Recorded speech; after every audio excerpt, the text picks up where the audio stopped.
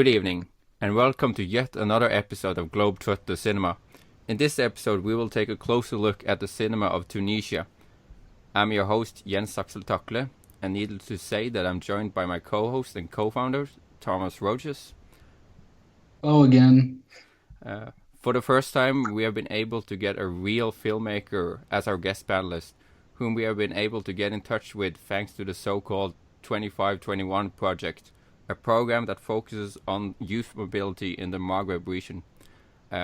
His name is Nejib Belkadhi, and we'll be saving his film VHS Kahloucha for the last.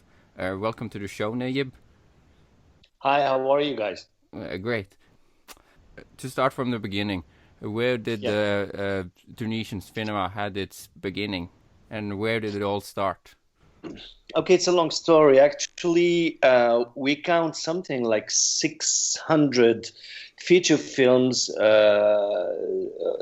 and the first African film actually was shot in Tunisia in 1919. I know the French name of it, which is Les Cinq Gentlemen Maudits, which I would translate as the Five Cursed Gentlemen, and it's a film by Louis Mora. This is actually the first African film. It's not a Tunisian film, but it was shot in Tunisia in 1919. The first short film was actually shot in 1922, by a Tunisian filmmaker called Samama Shikli, and it's called Zohra. And the first feature Tunisian is a film called The Madman of Kairouan, and was shot in 1939, I think. So these are the beginnings of Tunisian cinema, and you should know that till '56, Tunisia was under was colonized by France. So there's a little confusion about the let's say the nationality or the identity, let's say, of these films. Historians say that and claim that the first Tunisian feature was shot in 1939. So this is like a preview of about the Tunisian cinema. Yeah, but it seems like it didn't. The real Tunisian cinema, it didn't really got its boom or international recognition until the 1980s, and that is the first film we're going to talk about, which you have the honor of introducing to us. So Men of Ashes, the synopsis is a few days before his wedding, the main character, Hashmi, is caught up by his childhood trauma and anxieties, because he is in fact doubting his manhood because he got molested by a local carpenter when he was a kid. And so all these memories come back to him, and the guy is just struggling and fighting against these anxieties, against these wounds that come from the past on the eve of his marriage to come.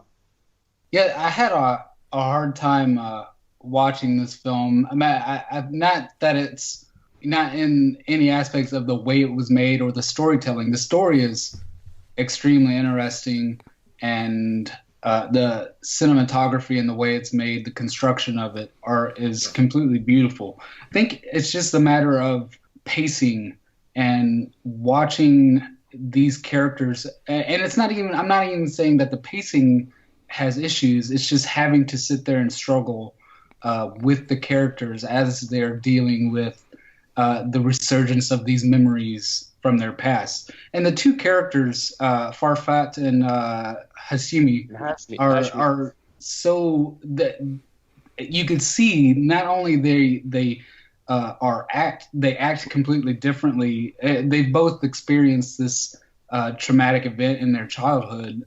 You could see that they're not only acting differently and are emotionally different, but they're physically different. Their physicality is different, and it's as though they're difficult past kind of built what kind of person they become. And it also this film deals with a lot of, the idea of masculinity and the image of masculinity.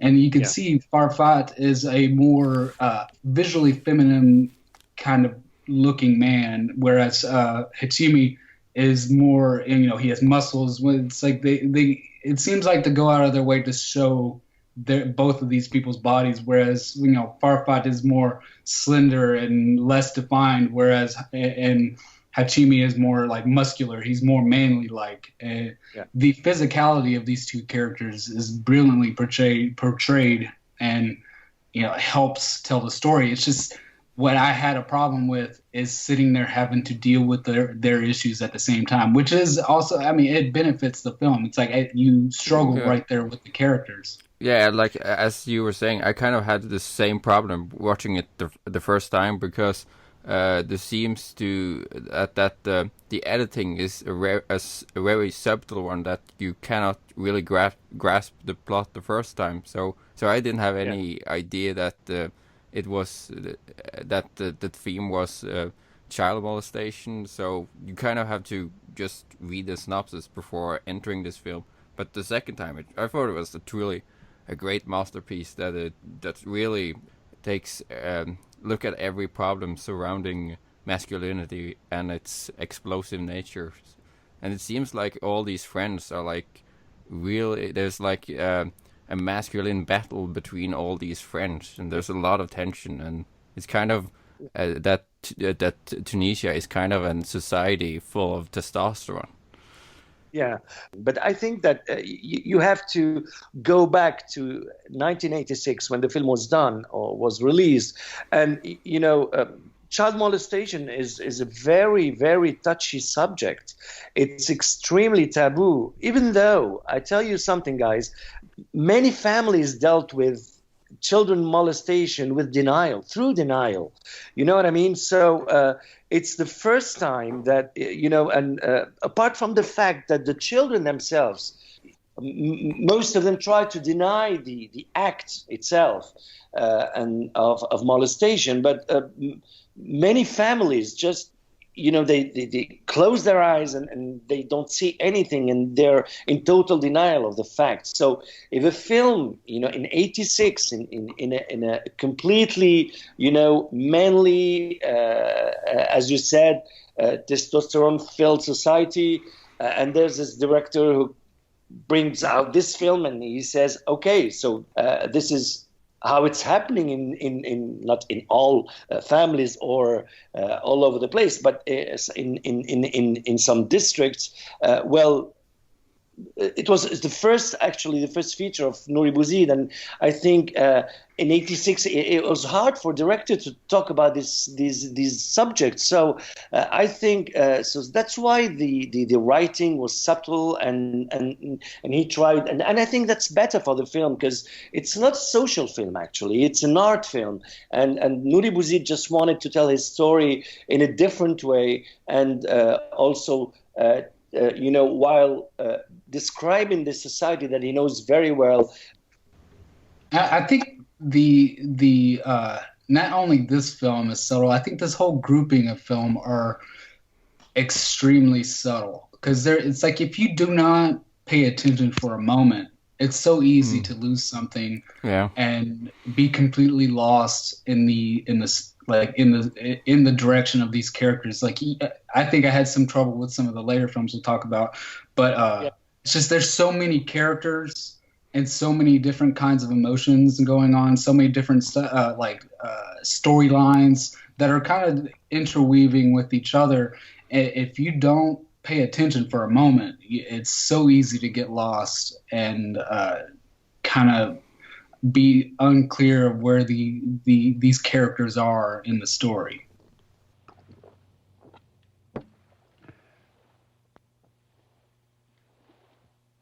قل لك وما عزش بيك برحمة والديك. قل لي شكون كتب على حيوت. ما حبيتهاش فيك. انت خير من البريمة فيهم. تعرف شكون كتبها، خلنا كله قلبه.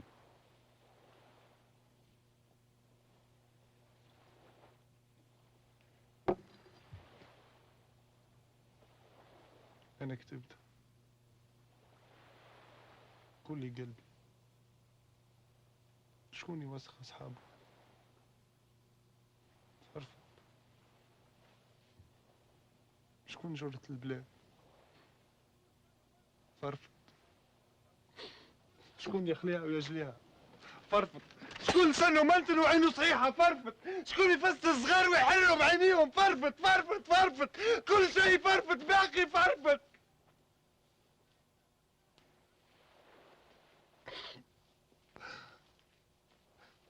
حسر علي يا فرفض.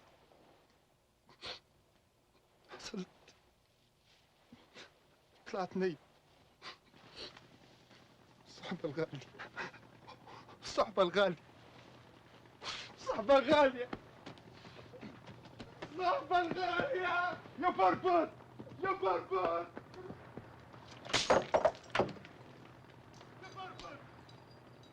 يا فرفض يا فرفض يا فرفض اللي حفر لك واللي هدمك واللي بكي على قبره.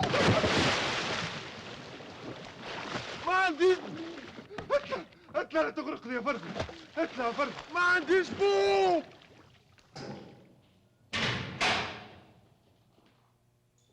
Now we have come to Férid Boughedir, Halfaouine, Boy of the Terraces, which is a coming-of-age story in the same fashion as something like Fellini's Armacord.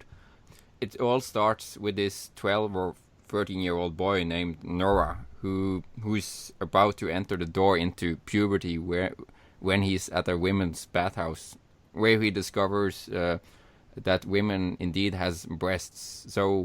So this is the start of his blooming sexual adventures, whenever it's Playboy magazines or stealing his cousin's bra. And what do you guys think? So what is interesting about the film is not only the story. It's I think that this film is important because it's a clear departure from the dramatic mood of the Tunisian cinema. Actually, we had some comedies before, but they were more intended to, well, let's say they were done as, let's say, as commercial films, But this is probably the first art film, which is a comedy as well.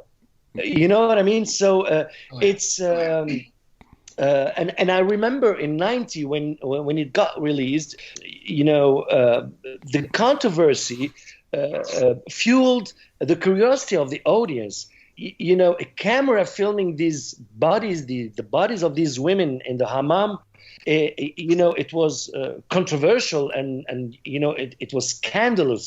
And then I think this is also what made this film, to become the biggest success in Tunisian cinema. And so, as I told you, it's a clear departure from the dramatic mood of the Tunisian cinema. So it was a novelty act. It was something new. It was fresh. And Boughedir managed to talk about serious matters through comedy and light-hearted humor. And we didn't see that before, actually, in Tunisia. You know what I mean? Yeah. Okay. In terms of genre and international films, I think this film is really accessible to say Americans who, especially a lot of Americans who are solely watch American films. They don't really go out of their comfort range, and comedy is so difficult in terms of watching other countries, because a lot of it could be lost in translation. So absolutely, yeah. It's like this one hits perfectly because it's so relatable. Anybody can relate to this kind of film. Yeah. But if you a lot of it could be lost in not knowing anything about the culture or just the sense of humor that a nation could have. Yeah. And what I really love about this film is that it shows the entire process of a kid transforming into a teenager, or as a man, as being said in the film, and especially how the mother and the other, say, cackling women are still regarding him as a child until he finally gets caught looking at the girls' bathhouse, and that's where much of the humor lies. But the film also portrays the loss of childish innocence, where he's gloomingly longing back to the days in the bathhouse before the sexual awareness.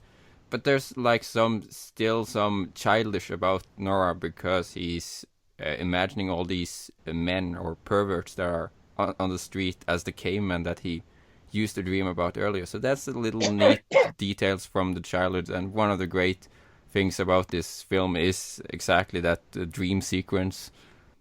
Well, you guys, tell you something. There's a big paradox about this film, because, it was regarded as a novelty act in the 90s, in 1990 when it was released. But the problem is that, what happened through the years, that this film, which was, a clear departure from the usual, let's say, the usually seen or the usually filmed cinema in Tunisia, had become, through the years, like we say in French, le porte-étendard. It set the foundation for the new cliches in Tunisian cinema. Because now when you talk to people in the street and you tell them, what do you think about Tunisian cinema? They would say, Tunisian cinema only happens in Turkish baths, and it only happens in the Medina, which is the ancient city of Tunis, where this film is set. You know what I mean? This is like the biggest paradox ever, because what used to be the novelty act of the 90s had become the biggest cliche in Tunisian cinema. You know what I mean, guys? Yeah. So because it's become the victim of its own success. It's like it's like films. I mean, in the history of cinema, many films did that. Like Pulp Fiction, actually. It spawned many films that tried to, Pulp Fiction set the path for many others. To make films that, and then we say, oh, it's like Pulp Fiction, and it becomes cliche, you know what I mean? So even though this film was a real novelty act in Tunisian cinema, actually. Oh.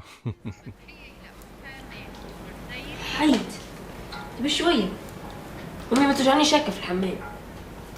يزي بلا تشوكية أكاهوها كملت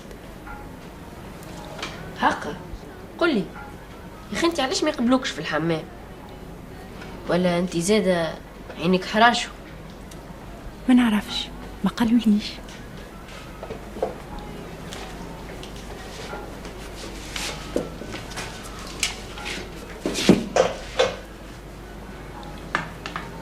شفت كي رنخت روحك تنقط من فوق للوطه، حقك تنحي حوايجك وتلبس فوطه كما في الحمام. ها خذ هذه.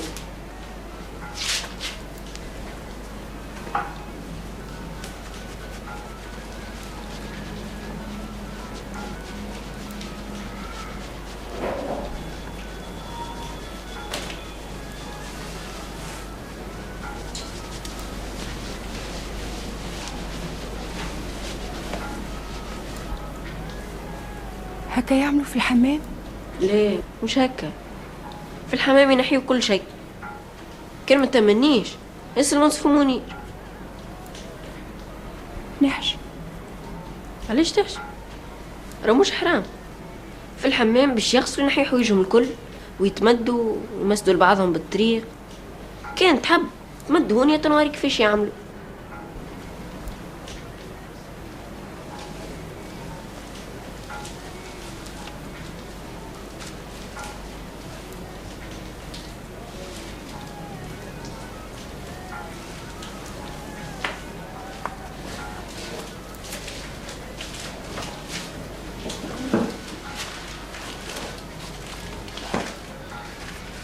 ايه استنى هاومي كيفاش تعمل.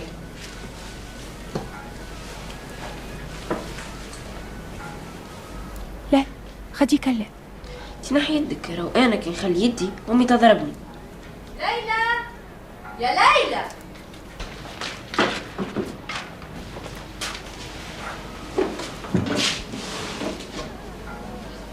الليلة تلم جرودك ومن غدوة صرك في يدك والشيخ مختار يروح بيك.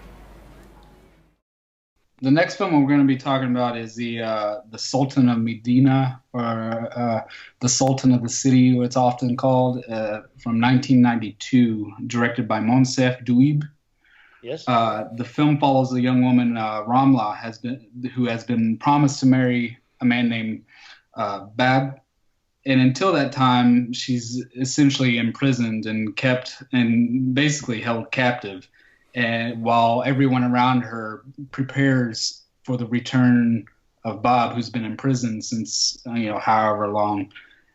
So what we follow is Ramla, who spends most of her time alone, or not alone, but just held captive in almost what is like a prison cell, and constantly spoken to about the duties that she's how she's supposed to be, and the whole film is steeped in this kind of mysticism presented by all these women who are all around her, and they speak of the jinn, who are supernatural creatures in Arabian mythology. In this time in captivity, she befriends Fraj, who's the brother of this man Bab, who's soon to be released from prison, and he's almost essentially like a physical manifestation of the jinn, the supernatural, this mystical being. Fraj eventually helps Rama escape.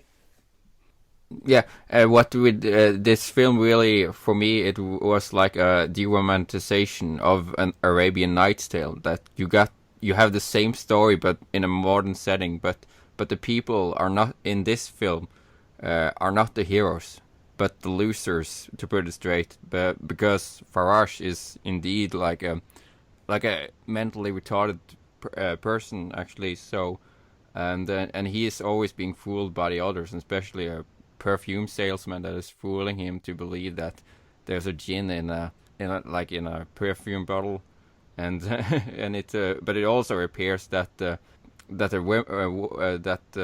his brother's bride is almost equally crazy, because she believes in those tales too.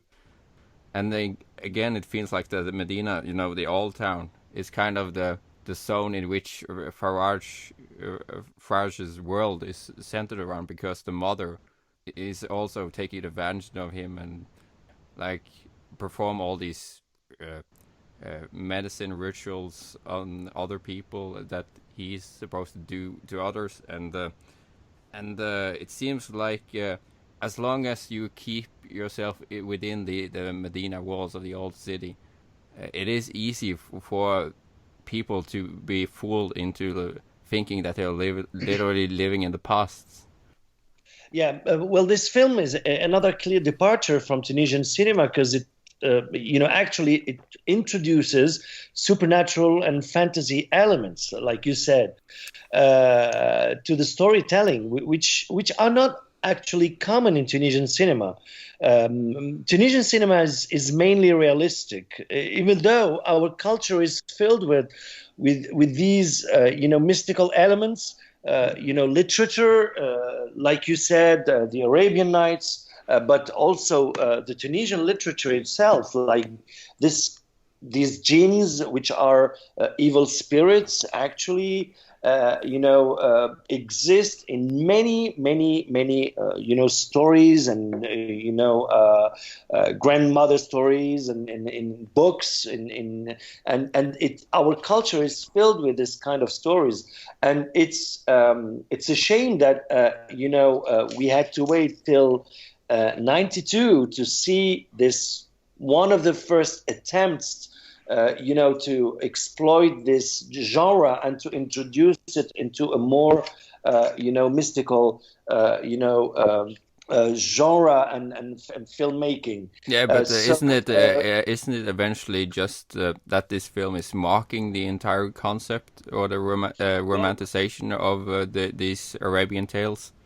Actually, I think it's not mocking the the fantasy or the supernatural side of it. Actually, no. I think it's mocking something else. It's mocking the popular beliefs and the mass hysteria, that you can experience in this kind of societies or districts, let's say, or environments.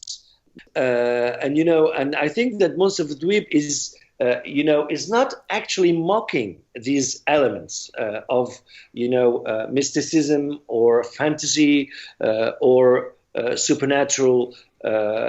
He's only mocking how people use them in their everyday life.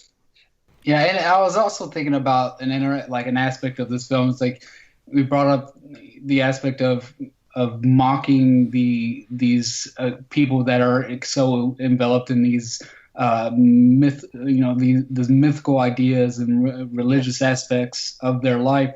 But it's like also we don't see Bab. We only hear about Bab. It's like everyone's doing all this preparation for him to return. He's almost like Harry Lime in The Third Man. He doesn't show up until a certain point in the film, and you're like, oh, this is Bab. It's like it's like these people are so enveloped in their own mythology. It's like they create this idea of themselves that are a little higher than what they actually are. I don't know. It was like a mystery to me. It was like a ghost, and it was floating everywhere. We could see him everywhere, but the real ghost in the story is not him. It's this girl who's treated like a ghost. And when she tries to flee, when she flees, and she's then captured by El Bab himself, and with him not recognizing her, it means many things. It means that the guy, his promised bride, is a total stranger to him. That's the first thing, and then it means that the real ghost in the story is this girl, because she has no consistency, and she has, in the eyes of the society, no consistency. She has no existence. She's just she's just the promised bride of this guy who's coming out of prison, and that is what is interesting in the film. It means that the real ghost is not the ghost that you think. شو هذا؟ السر؟ أنا سر المدينة.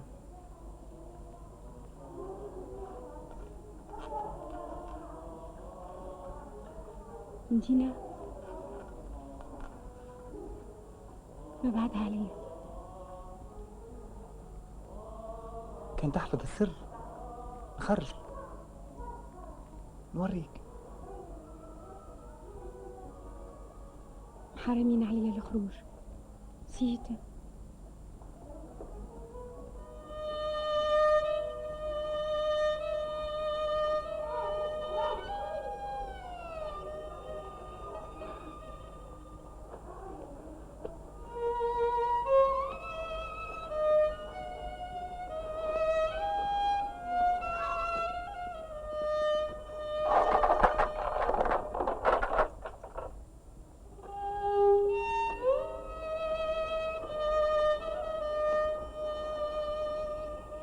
هاك تعرفي بيبان. هذه بيتي. انتي وين تبات؟ أنا البيت نحس عليك. هكا وصاوني.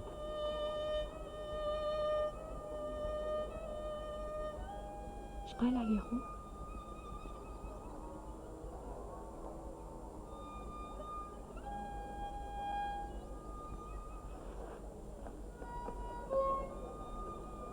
شد ما تخافش. عشيرتي خليها تونسك. فرز يا فرز يشتغل.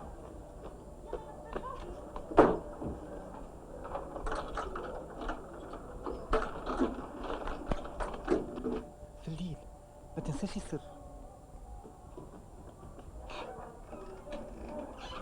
Now we have come to what is being regarded as maybe the greatest Tunisian film ever made, or at least in the sense of film festivals and such. It's called The Silences of the Palace, directed by Moufida Tlatli. It's also a film that has the honor of being the very first Arab fiction feature to be directed by a woman. And it is indeed a film about women, or women oppression specifically. The film is set in the 1950s, where we follow the nightclub singer Alia, who receives the news that the prince who lived in the palace she grew up in is dead. Alia goes back to visit the palace which she escaped from. Through flashbacks, we get the story of Alia's mother, a servant who were forced into performing sexual acts with the prince as his mistress. And it is through Alia's own current situation, being pregnant, that she truly understands her deceased mother's struggles. And it is a real powerful story, and indeed deserves to be called the greatest Tunisian film ever made. Oh, well, it's an extremely strong film. And what powers this film is the way all the women work together and how these scenes play out. And it's also interesting that Moufida seamlessly weaves time, and you can barely notice the shift between the future and the past and the present. And this is another one of those films where if you're not paying attention, you could easily lose where you are. But this is it's just so refreshing. It's like people always talk about the lack of female presence in films, especially modern films. Yes, it's become a kind of an issue lately, but people kind of overlook these strong female-driven films and almost as if they never existed. It's like I don't see how this isn't declared a modern masterpiece everywhere. Just, being enveloped in the storyline and understanding where these characters are coming from. It's impossible for me to see that, for me to understand that this film isn't more known amongst, not even just, not just regular people, but just cinephiles in general, people who are going out of the way to watch, off the radar films. It's like, this is one of those ones that seems like it should pop up everywhere. Yeah. This film is really extremely relevant and significant in the history of Tunisian cinema, and it's become one of the classics, let's say, of Tunisian cinema. Because apart from the storytelling, apart from the filming, apart from the skills of the technicians or Moufida, or I think what's interesting about the film is that it's mainly about gender and class segregation. It's about sexual and social servitude as well. These are extremely, strong topics in any society, and especially in the Tunisian society, because as you know, the film begins. It begins in the 70s, and it's a long flashback of this, of this girl who's recalling, her childhood, in this big palace where, Moufida Tlatli tells the story of these two completely different worlds, the world of the maids and of the servants, and the world of the masters, these princes. And this girl who discovers, and we discover with her, that she is the daughter of one of the maids and one of the princes, who always and never acknowledged the affiliation of this girl. This is actually very, interesting story, and it's a story that touches the audience, because we've heard so many stories about, about these maids who were raised and who lived all their life in these palaces, who were raped by these princes, and who got, and who had children with these princes, who would never ever recognize, these children as theirs. No. mean, so these stories are very common in Tunisia. You know what I mean? Yeah. And this, but that's what the thing about this film is, that there's a really creepy atmosphere in this film.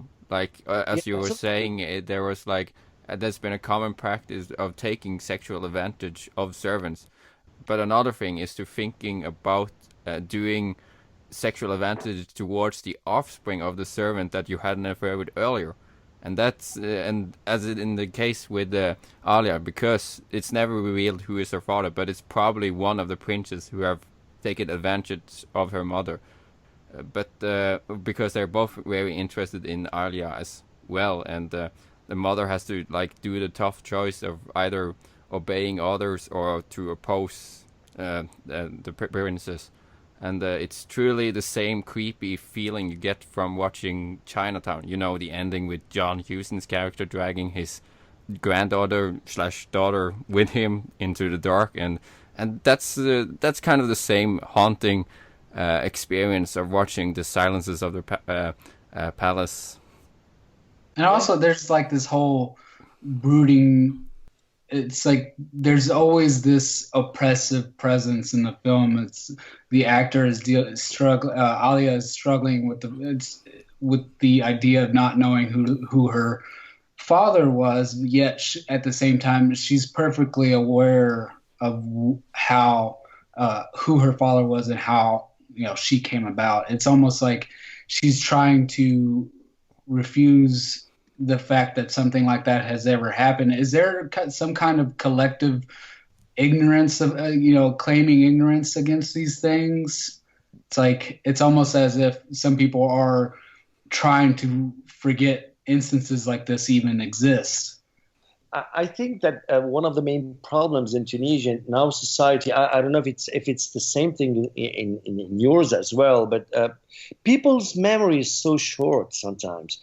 What is Moufida trying to say or trying to tell in her film is that the present is so linked to the wounds of the past. Actually, Alia wouldn't be concerned by all this story if she wasn't asked by her boyfriend to get rid of her baby, and it's going back to that palace is somehow a way for her to, recall all that happened to her childhood and to find a way to decide whether to keep the child, the baby that she has in her womb or not. So it's a film. I think it's a film about memory. It's a film about because Moufida wrote this film while and she told me that she wrote this film according to something that her mother experienced when she was a child. It's not exactly the same story, but somehow the story it's a kind of a biography of Moufida Tlatli's mother. You know what I mean? So it's a film about how the memory can be suffocating, and how we as people try always to erase it from our heads and try not to face it. And Alia is doing the exact opposite of this. She is, facing her fears, she's facing her memories, and she's trying to find answers, because you can't build the present without being aware of what happened in the past. شكونه بابا؟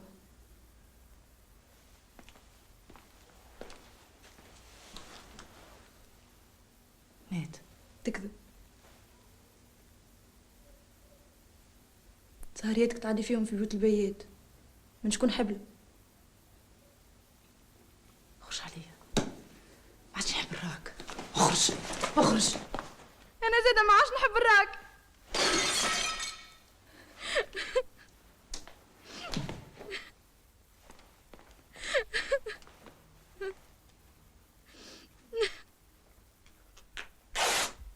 ما عادش نحب نشوفك في المراية.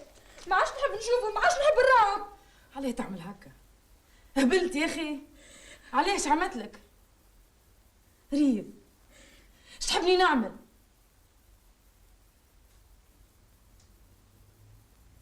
تمشي معايا؟ وين نمشي معاك؟ ما عندي حد. خايفة كل من امل نشوفها ساعات نقوم باهظلة مرهوجة بالخوف، ما نتفكر شيء، ما عادش نحب نذيع. احكي لي انت منين جيت؟ فينهم اهلك؟ عمرك ما فرحتني بكلمة عليهم.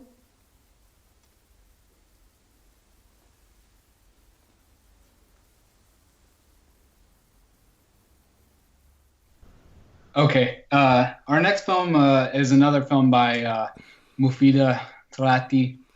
It's called The Season of Men. The title refers to the time period that the husbands of families are away at work for 11 months or so out of the year, and they return home for that 1 month to spend time. No, well, they're away for 11 months working in other cities, and in this case in Tunis. And they come back for that month and spend time with their family. This film, just like Silence of the Palace, it takes place. We're following two different time periods. One's the present, one's the past. We start out in the present, where we follow Aisha and her daughters and her son Aziz. Aziz is having a lot of emotional issues, so Aisha feels like it's a good idea to go back to the island from which they grew up in, and that's the island of Jerba. She thinks that this will help Aziz's emotional issues. When they return to the island of Jerba, what we kind of uncover and are presented with these flashbacks into the past. This family was living under 11 months out of the year, living under the tutelage of the mother-in-law, in this case Saeed, the husband, his mother. Sorry, well, yeah, that's basically the what this film is, and it's thematically and structurally similar to Silence of the Palace. And, we're watching a chronicle of the sufferings of a dysfunctional family unit, and where the mother-in-law, the mother of Saeed, is kind of pitting all these people against each other because Aisha was the kind of renegade of the group who wanted to go and live with her husband in Tunis while he was working, and there was a kind of there's kind of a rule set up. So like the rule was that Aisha must bear him a son at stake here. Yeah, I thought it was a worthy follow-up to her previous film, but it still shows that the society in present-day Tunisia has not changed since the previous film. But in both films, it seems like it's the parental generation that is always going to have to sacrifice themselves for their children, and in this film, it's kind of a lighter version of the previous film, in that, in a sense, there's a brighter hopes for the future. But also, as the previous film, there's many unsympathetic male character, at least. But even though many of these men are exploitive, like Aisha's husband, it is actually Aisha's mother-in-law who proudly upholds the patriarchy, and she even acts as an acting patriarch, since it appears that her husband is a senile old man who's doing nothing all day. And even though the mother-in-law had the power to enforce progress, she is the one that is choosing to rely on conservative idea, and it shows that some of the most avid supporters of the patriarchy is in fact women, and that's what I like, that it shows that aspect of it as well. Yeah, absolutely. I always believe that the concept of patriarchy is more relevant outside of the house, actually, in Tunisia. Whereas what happens inside the house and between the walls of the house is totally different, because women are in charge of everything. You know what I mean? So apart from, I think there are two layers in the story in this film. The first one is about these women who are waiting, who spend like most of the year, together and just waiting for their guys to come back from abroad or from Tunis to spend that only a month together and reunite under the same roof. Sorry. So what is interesting in the film is that it shows exactly that these women aren't that oppressed, and that when they are together and that when they have to decide of each other's fate in some situations, they can be even way more ruthless than the guys that they're suffering from, and then the absence of the guys becomes totally second to their preoccupation, because the only thing that matters here is the way these women behave to each other. I totally agree with that, and that's what's really interesting in the film, because it's in total contradiction with the way that Westerners see the Arab world or the Tunisian society. Because women, they might be oppressed in the, let's say, outside of the house. Not all of them, but many of them. But inside the house, it's totally different story. You know what I mean? We, as a Mediterranean country, we have the same culture as the Italian mama, the Jewish mama as well, and the Arab mama can be as protecting and as ruthless and as invasive in her children's lives and in other women's lives. You know what I mean? And she is the real boss. You know what I mean? And that's what is great about the film, because it's showing it in a very subtle way when it comes to showing these complex relationships between these women. Between them, you see that there's that there's this kind of some of the girls are struggling against other women's authority.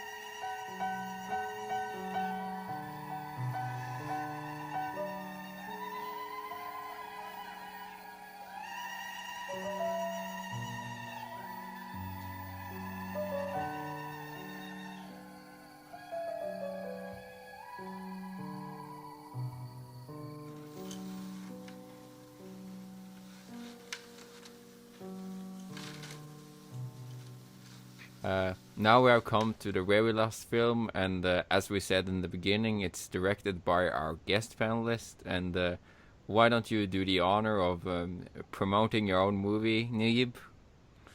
Yeah. Okay, so VHS Kahloucha is the next film we're talking about. It's actually my film that I shot in 2003, but got released in 2006. And it's a documentary about an amazing character, a real character called Moncef Dhouib, who lives in a very poor district in Sousse, which is the biggest touristic city in Tunisia. And the guy who's basically a house painter makes VHS films, genre films like horror films with Dracula and Frankenstein and characters that inspired him from his childhood when he used to go to theaters when he was a child. And then he makes films. So he writes films. Actually, he doesn't write them. He imagines them, and he hires a cameraman, a wedding cameraman, and he hires his actors from the surrounding area where he lives, actually in his district, and he shoots his films. He brings over his props. And then he edits his films. He shoots, he edits, and then he shows his films in the cafe, and people come in and they sell and they buy tickets, and then his VHS tapes make it to Italy, where immigrants from his neighborhood make it to watch the films that he does, and it's and these tapes become like a link between the motherland and the country in which they live. Very kind of a crazy movie, and totally crazy one, and very fun as well. Yeah, it's like I enjoyed it very much, but in many aspects, it is this the town that this film is filmed in, Sousse, this film kind of shows a micro-national film industry in many aspects, because the films that Kahloucha makes is very popular, both at the cafe and rentals and so on, and people are excited to see his next movies, and it's also the fact that there's a lot of familiar faces of the locals who are acting in this film, and it's kind of like a local patriotism that emerged out of this, and that's kind of the same when it comes to other national film industries, and to some extent also the Tunisian one, when you get like a local belongings, when you kind of recognize so many actors in all these Tunisian films. I didn't know anything about this movie when the list. Well, actually, really, many of the films when the list came to me is like, these are the films we're going to be watching and discussing. And the VHS Kahloucha one was the one that stuck out. As far as the title goes, it stuck out to me quite a bit, because it's just something about the VHS world, and it reminded me of when I was younger. It's like how you and your friends passed around VHSs of stuff. It's like, oh, have you seen this? Have you seen this and this? It's like you never knew what you were gonna get as far as quality, or what's going to strike home with you more. This film was the first film I watched in a series of films, and it blew my mind, not just because I didn't know. It's like when Jens told me, it's like, keep in mind that our guest Belkadhi is the person that made VHS Kahloucha. I was like, oh, okay, I'll try to remember that. Now watch, I was like, oh my God, this is amazing. Not to say, because you're here, it is truly one of the most remarkable documentaries I've ever seen. The document of the passion that this man has for cinema, and just, it's not even, it goes beyond cinema. It's the collectivization, the community of people that are involved in it. It's his passion for all of that. And for you being able to capture this on film, and having, making it available to see that there are people like this that exist, is just unreal to me. And this Moncef is just an unreal, or that there should be more of. It's like the passion that he has for everything is unreal. The scene that really sold me into him, and the entire concept of what he's trying to achieve, is when he cuts himself, because to make it look like the person that he shot is bleeding. He cuts himself so badly he does not bleed. It's unreal what he subjects himself to for his cinema and to bring these people together. It's insane. Yeah. And when that scene happened, I was like, this is the greatest thing I've ever seen. It's truly amazing. I've never, like, this guy is incredible. Yeah, giving blood and sweat to the cinema is basically. Yeah. But I mean, it is a very joyful. You hurt yourself pretty bad when you cut yourself and you do not bleed from it. That's something insane. Yeah. And you can see later on he's wearing that bandage throughout filming and stuff like that. Yeah. He reminds me of kind of what's the character in the Martin Scorsese's the King of Comedy, that character. Oh yeah, Rupert Pumpkin. Yeah, Rupert Pumpkin. It's like there needs to be more people like this. There really does, because to fulfill their dreams to no matter what extent and whatever damage that it does to your body, it's unreal. Yeah. I don't know. It's incredible for this document to exist. Yeah. Like I got the associations when I watched this film to like Tim Burton's Ed Wood and the films of Ed Wood. It's not that I'm patronizing Kahloucha and comparing him to Ed Wood. It's just that the Tim Burton film shows the real passion for cinema, and that is basically what the essential ingredients is to every director. If you understand what I mean. Yeah, absolutely. Well, the Ed Wood name came, and used to come out all the time with people, saying that this is the Tunisian or the mainly the Arabic Ed Wood, because there are many similarities between the two characters, even though they're not in the same, let's say, industry. Anyway, so but this experience was just an amazing one. Well, let's make some history here, because in '99, my producer, I used to direct and to host a TV show here, a crazy one, totally crazy. And my producer told me about this guy. He told me there's this guy who's called Moncef Dhouib, and he makes VHS films and blah, blah, blah, blah, blah. And he told me about the story, and I was like, what? I should film this guy. We should do something with him. And when we were doing the show, we decided to make the whole show about him. So I'll tell you something, guys. I in the show I did, I could, it was my first encounter with Moncef Kahloucha. What was interesting for me wasn't the character himself. Like, the character is just amazing, but I discovered something else. A more important character, which was lacking in the show, and I didn't have time to develop the other character, which is the district. That is, for me, the main character of the film, because Kahloucha, as crazy as he is, or as he was, couldn't make any of this if these people, weren't, helping him and pushing him to go forward. That is the main, character for me in the film.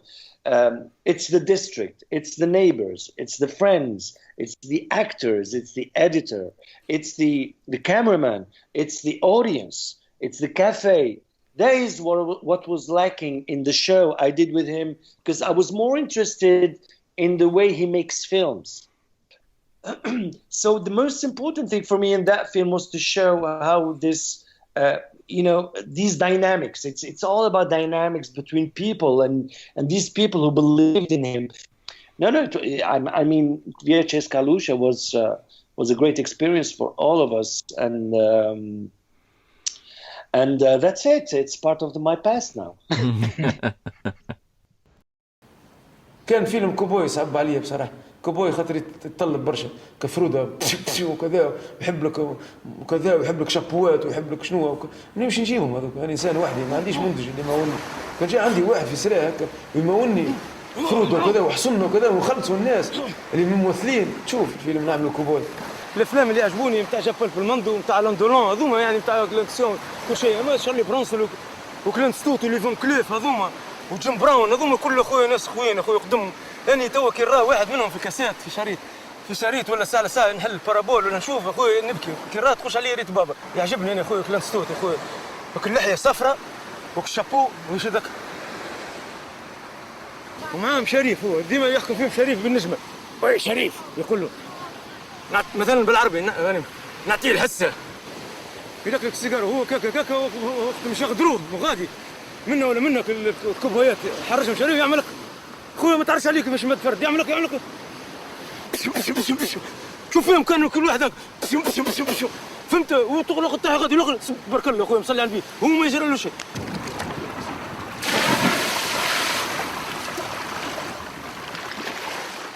But it is 10 years since VHS Kahloucha, and as of 2016, what does the Tunisian film industry look like? Does it have a bright future? I think there are many things going on. I think, well, this year, best first films in Berlin Film Festival and in Venice Film Festival were Tunisian, actually. The first one is Hedi by Mohammed Ben Ataya, who got 2 prizes, actually. Second best actor for his main character, and he got the best first feature in Berlin. And then in Venice as well, it's a Tunisian film that got the best technical achievement and then best first feature in Venice Film Festival.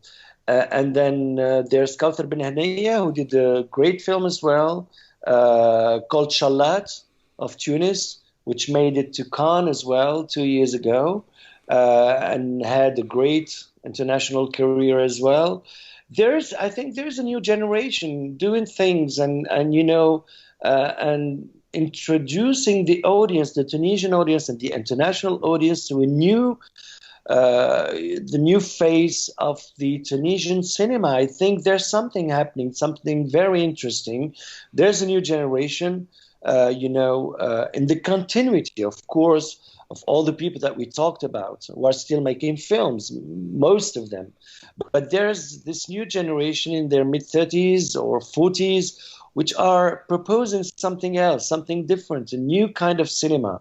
And it's great. I think it's amazing. There's also the daughter of Nejib Belkadhi, the daughter of Nouri Bouzid, which I produced, actually, because I'm a producer as well, who did a film called As I Close My Eyes, which it will be competing in the Oscars this year for Tunisia, and which, I think the film till now had something like 30 or 40 awards around the place. And it's great. I mean, there's a new generation doing different things, alternative things. And I think it's great. Yeah, there's something happening in Tunisian cinema.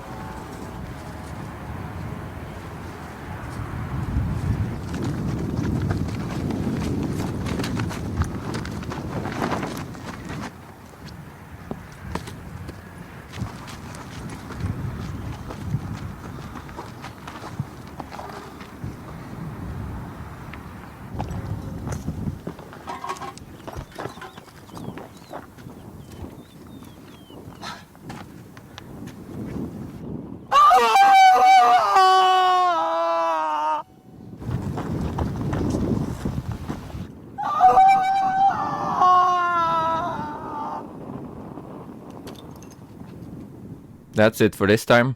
If you like this episode, be sure to hit the subscribe button down below and check out our other exotic episodes. And like us on Facebook too if you like. This episode has been made in collaboration with the 2521 project, which promotes youth mobility in the Maghreb region. Check out their website as well. Thank you so much for watching Globetrot the Cinema. Good night.